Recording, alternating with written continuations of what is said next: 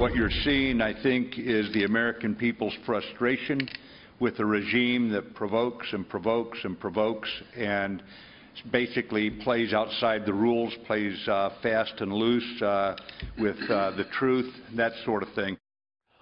All right. This is a position the Chinese, for example, do not want to be in. Mad Dog is mad. Secretary of Defense James Mattis right now adding his frustration to that of the Secretary of State Rex Tillerson that the Chinese aren't doing enough to rein in the North Koreans. The president has tweeted as much, some saying a little dig at the Chinese, that they tried and failed. Move on. Retired four-star General Jack Keane here on all of that. General, what do you think the message we sent to this powwow with top officials from China?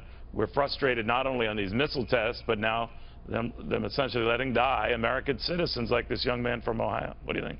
Yeah, I think largely this powwow that took place today dealt with the centerpiece being the United States' frustration that China really isn't doing enough. After all, they had committed to do a number of things. I think our folks don't believe they've done much of anything. They gave them about General, what do you think? I totally agree with them. I think they gave them 4 or 5 specific things to do, from what I understand, and they were not accomplished. Now, this press conference did make some news because Tillerson came out and said something that's never been said before, and that China agrees with the United States that North Korea should denuclearize. That is a new statement. Now, based on the frustration that we have with good evidence that China hasn't moved on the initial things we asked them to do, if they agree in principle with denuclearization, it remains to be seen what actions will they take in support of that, because they really have more cards to play than we do here, for all the reasons we have stated before, that 90% of economic dependency of North Korea is on China, and China is holding these cards. So going forward here, I think this administration, Tillerson, as you said, Mad Dog Mattis, and H.R. McMaster are going to have China on a tight string from here on out. But, you know, I always get the impression, General, that China just strings us along. Obviously, much of this was inspired soon after the president was inaugurated and met with the Chinese leader in Mar-a-Lago, that he was going to hold off on calling him a currency manipulator, trade manipulator, all that, if they went to work on dealing with the North Koreans. Well, it's been months since then. Nothing's happened.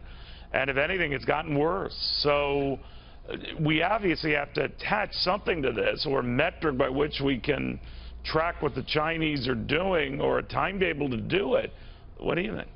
Well, I think, listen, I believe the administration, you know, having spoken to some of them, are very clear-eyed in what they're dealing with China and what their track record is of gaming in the United States to their own advantage.